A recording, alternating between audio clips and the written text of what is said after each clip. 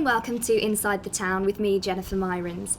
It's a programme where we'll be taking a look at not just what happens on the pitch, but also behind the scenes here at Shrewsbury Town Football Club. Joining me is Andy Tretton, former player, now in commercial sales, and Jamie Edwards, Head of Community. So, Jamie, how important is it to give back to the community here in Shrewsbury?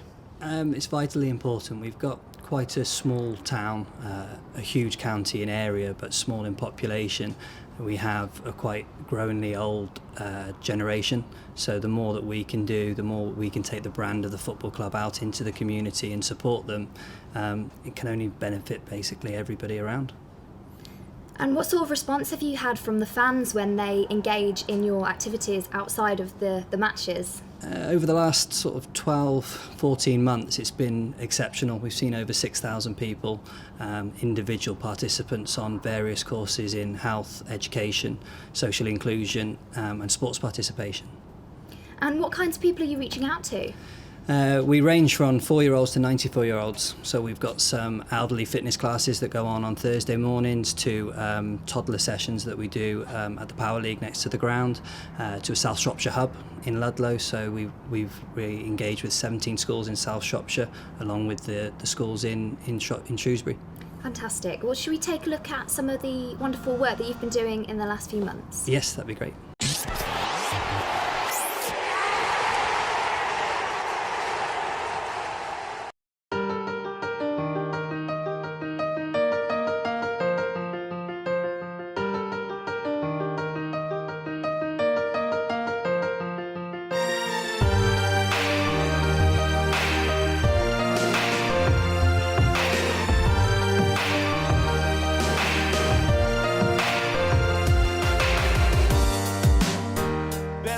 Well, it's huge.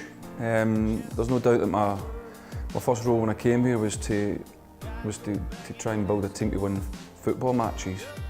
But the bigger part of that is to engage with the local community and use the game that we all love to get involved in the local community, to make the club a big part of it. To represent the club means everything to me. Obviously, been here since I was a young lad. I love being a role model to the kids around the community as well. I think having that bond with the community works out wonders. I know as a kid, growing up myself, I used to watch Shrewsbury Town, and it's nice to have someone to look up to. It shows they're doing a massive job, just through getting people involved around the community, around Shrewsbury as well, just to get involved with the players. I think they help so much around Shrewsbury, it's unreal.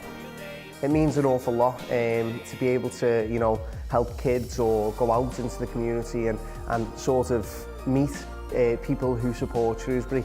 It means a lot for us to go out and be able to integrate with kids. It can only bode well for the club, and on a personal point of view, it's it's really gratifying to be able to see the faces on the kids. It's really nice. Shrewsbury Town in the community means so much to all of us that work here, whether we are volunteers to part-timers to full-timers. We live, breathe and love the club and Shrewsbury Town in the community and what the charity can deliver, not just to young people but to the adults as well. For example, NCS is about developing a more cohesive society for our 15 to 17-year-olds who live in Shrewsbury and the surrounding areas. It can create a whole new pathway for them in life. And I myself, and I'm sure the other staff that work on NCS and other programmes, are so proud to be able to give that opportunity to the young people that live in the same town as us. So no, it's an absolute joy. I used to support Liverpool, but now because I'm a community with Shrewsbury, I now support them. Shrewsbury Town in the community gives me the chance to play football. I'd like to thank you all the people in the Shrewsbury Town community.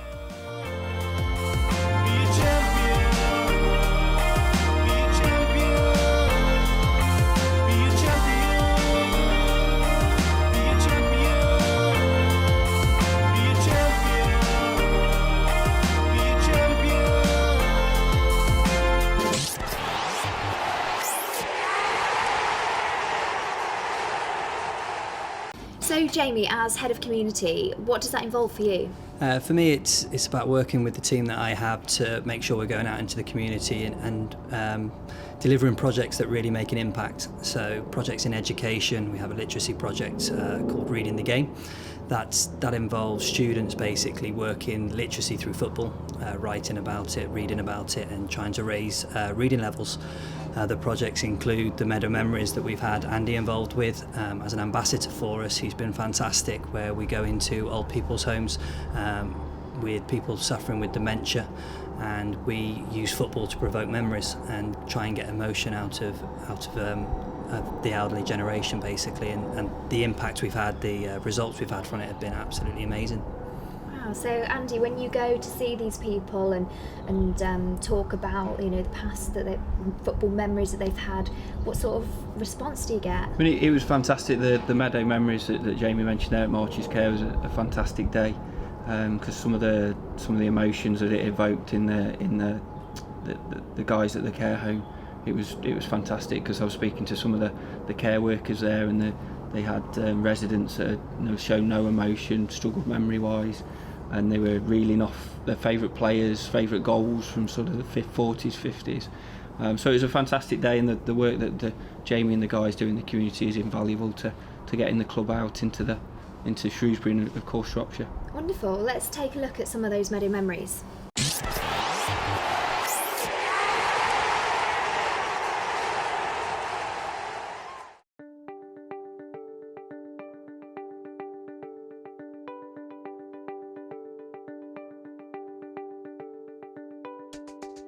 So we're at March's Care here in Oxon, and we are launching our Shrewsbury Town in the Community Meadow Memories project.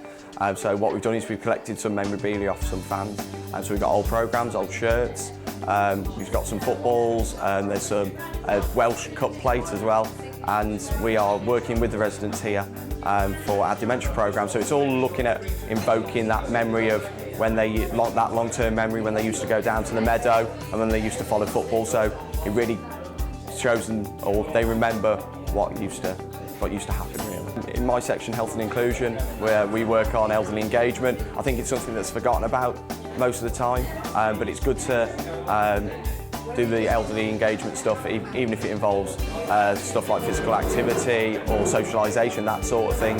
This sort of thing, just helping invoking that memory is just brilliant for these guys, and it might, you never know, it might make their day. Just thinking of the memories of the good old times. So.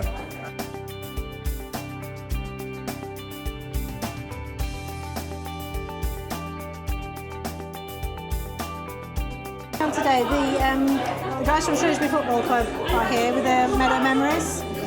One of our gentlemen who is on one of the dementia side of the house used to be a footballer, and he's been down and he's looked around and he's chatted to people.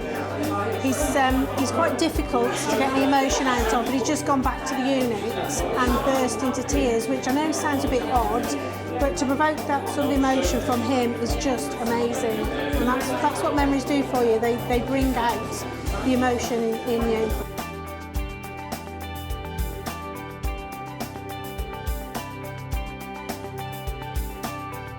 I'm here today to hopefully raise some awareness for some work that we do with in the community things with the Dementia charity, and just hoping to build the profile of it really, and hopefully have some good conversations with some people here at the centre and bring some memorabilia, and it's interesting for me to look back on some memorabilia as well, so it's say the main thing is to hopefully raise some awareness. Well, I'm an ambassador now, so hopefully I can just help the guys in promoting their different work, and if it can raise awareness like it has with the dementia stuff, then I'm happy to kind of help it in as many ways as possible.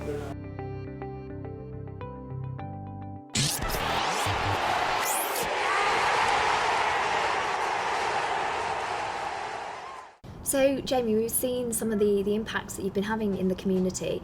How do people respond? We've had really good feedback over the last 12 months. We've got, as we speak at the moment, we've got people climbing Snowdon. We're actually a registered charity, so we've got some former players again that have taken part in a challenge to go up Snowdon and do some canoeing and bike riding in the same day.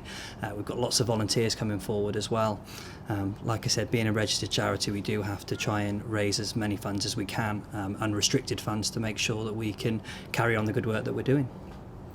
And what's your job on a day-to-day basis involve? I can't really explain what my job is. It changes every day. We have up to 20 staff, full-time staff now working for us. So it's coordinating 4 different programmes and 35 different projects that we do all around Shropshire. Wow, so you're a very busy man then. Some people say that, yeah. Fantastic. Join us after the break when we'll be talking to Andy about the highlights of his career on the pitch and what he gets involved with off the pitch. See you in a few minutes.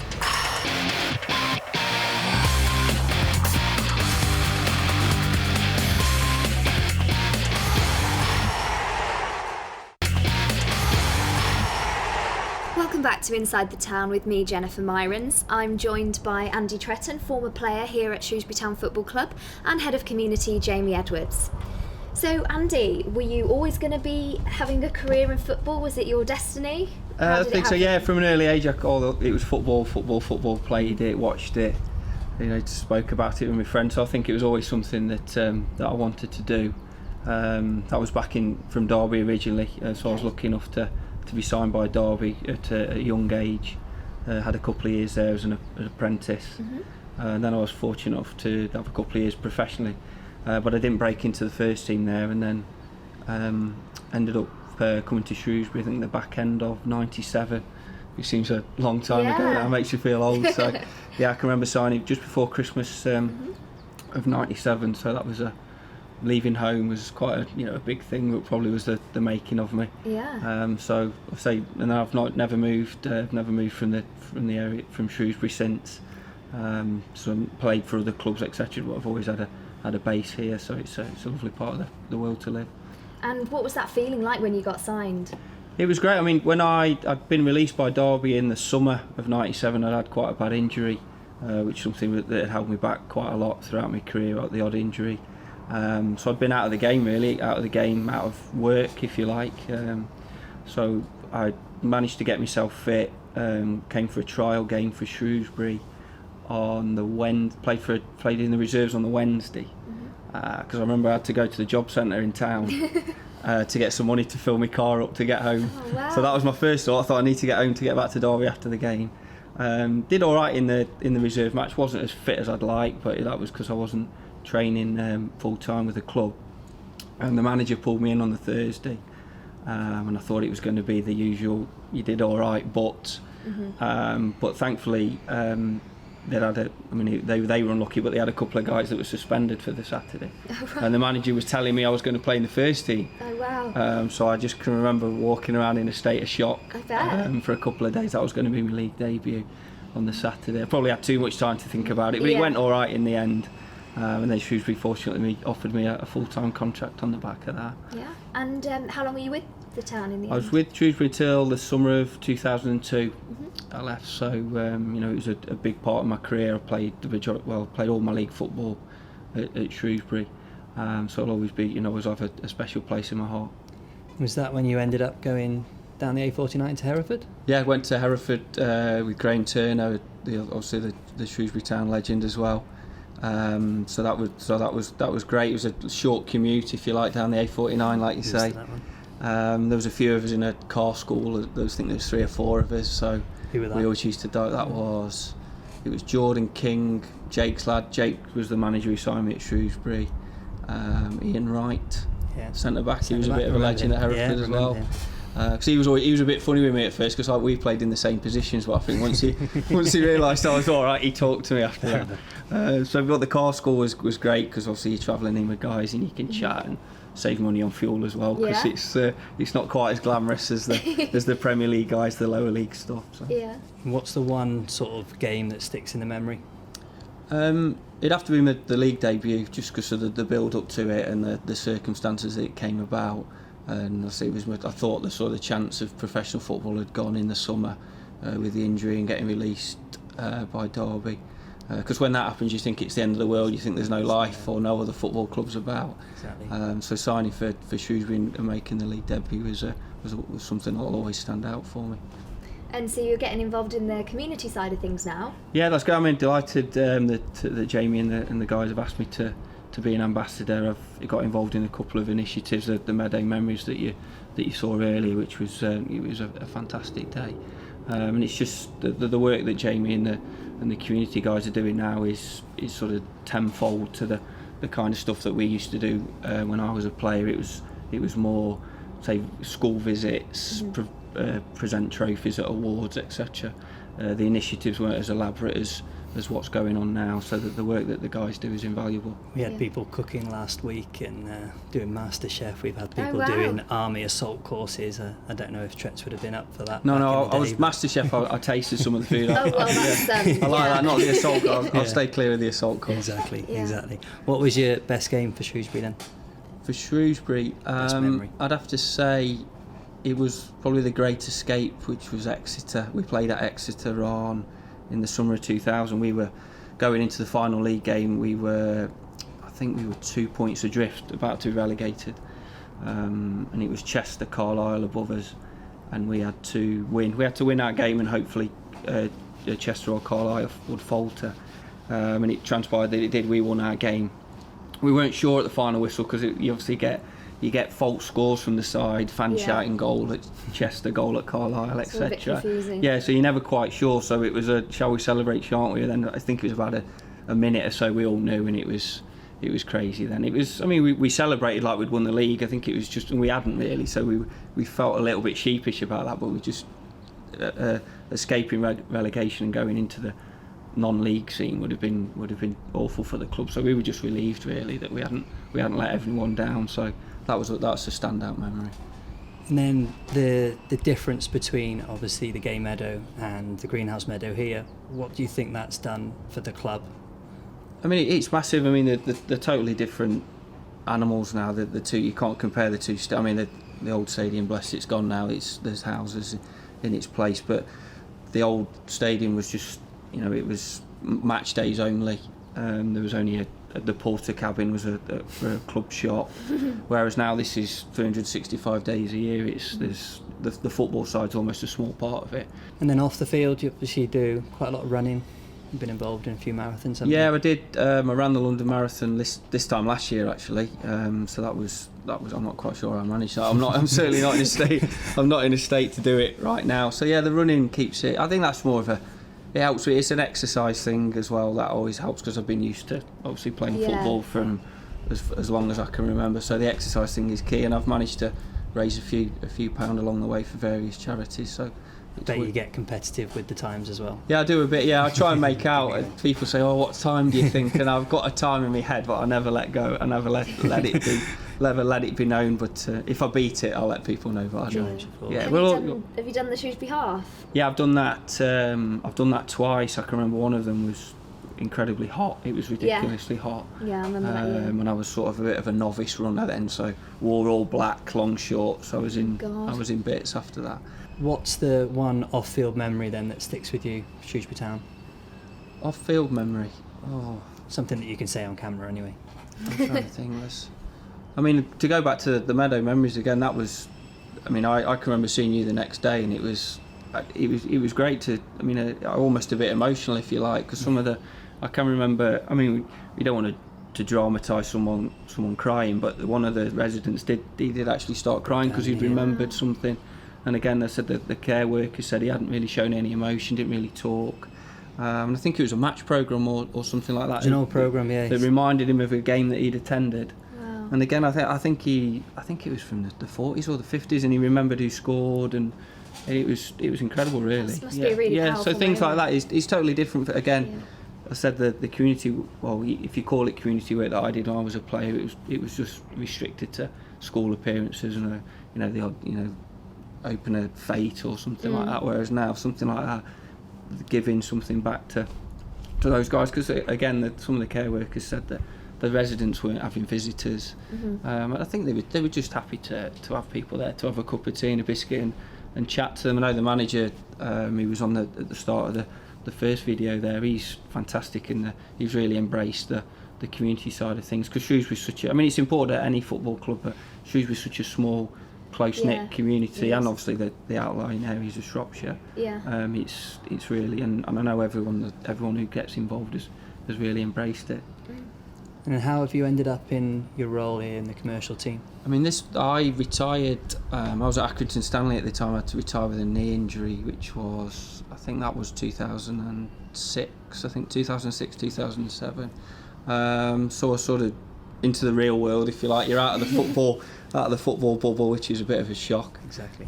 As I'm sure any player that's had to retire early will testify. So I jobbed around a little bit, and then got invited as a special guest here for a match day, and then was told there was an opportunity in the commercial side of things, more of a match day host for the corporate guys to begin with. But as the years have gone by, people have come and gone. My role sort of evolved a bit, and it's just all things commercial and bringing revenue into the football club. So all the sponsor boards that you see behind you, and but it's like I mean, we've got some regulars. I mean, again, with us not being top flight, we rely on a lot of local sponsors that have sponsored us through thick and thin, through relegations, bad seasons. They're always there. So we're forever grateful for the sponsorship that they give us. And they say they make the advertising board, the stands are sponsored, we've got the training kit sponsored, just match day hospitality is always a big one as well. So again, it's all about bringing funds that the manager and the playing staff can utilise to make things better on the pitch. Fantastic. Well, it sounds like you're doing some really wonderful work in the community here. Thank you very much for speaking to me about it. Thanks for watching Inside the Town. Join us again soon.